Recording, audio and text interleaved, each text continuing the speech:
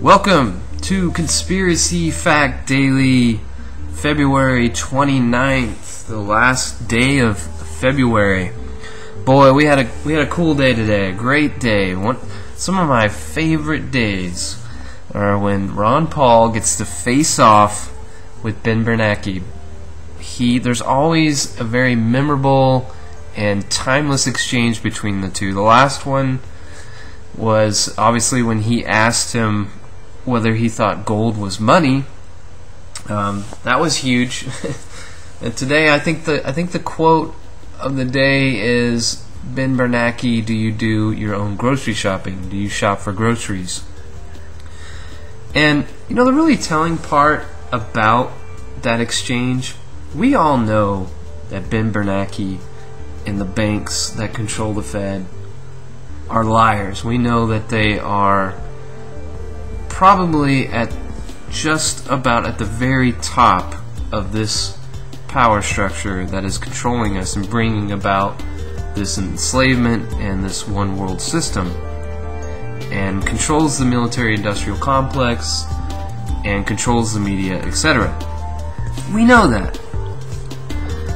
But the interesting thing is, we know he's a liar, but Ben Bernanke lies and says that he does his own grocery shopping. Are you kidding me? Why lie about that? Everybody thinks you're already a fraud. Anybody who's actually listening to that, watching C-SPAN or watching these videos, Ben Bernanke's kind of enemy number one. So you should have just said, no, actually I don't. Maybe your wife does it, or maybe your assistant does it. But this phony attempt to relate to the American people by saying, yes, I do my own grocery shopping, pretty telling, and just Ben Bernanke. Well, that's what I want to do today. I want to spend the rest of this time getting into who these people are. What is their background? I don't want to talk about theories. I want to talk about facts. I want to look at who Ben Bernanke is and who the guy was before him, and who the Treasury Secretary is and who the Treasury Secretary was before him. Alright, so let's get right in. Before that, what you're going to see here when we start to look at these characters, you're going to start to see some similarities that run through all of their backgrounds. And that's what I want you to pay attention to. And then we're going to have a punchline at the end. You may see it coming, but maybe your friends don't. Maybe your typical Republicans don't. And I want you to share this information with them. And I want you to leave that punchline out there. So, where did Bernanke go to school? He went to school at Harvard University. He graduated from Harvard University. So, what did he do after that? Well, he went on and taught. He was a teacher in the Ivy League schools, including Princeton. Okay, so he came from Harvard and he taught some classes. He was a professor at Princeton. While he was at Harvard, he stayed at a place called the Winthrop House. Now, guess who else? Guess who his buddy was at Harvard at Winthrop House? I believe his name is Lloyd Blankfein, the future CEO of Goldman Sachs. Alright?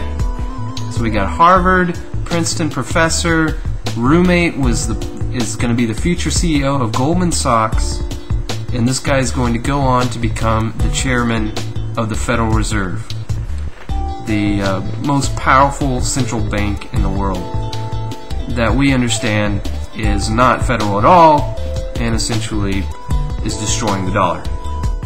Now, lots of conservatives like Napolitano or Paul, when they talk about the Fed, they often say phrases like, yeah, the Fed just kind of bails out their friends. They print money for their friends and let them save or let them borrow at 0% interest. They're friends. That's the phrase. And you kind of think they're just kind of oversimplifying it. Like, not literally their friends. They're Wall Street buddies or their banking buddies. But no, literally, Lloyd Blankfein was very good friends with Ben Bernanke, and Ben Bernanke has been bailing him out. Alright, let's move on to the Treasury Secretary right now, Timothy Geithner. Who is Timothy Geithner? Timothy Geithner, where did he go to school?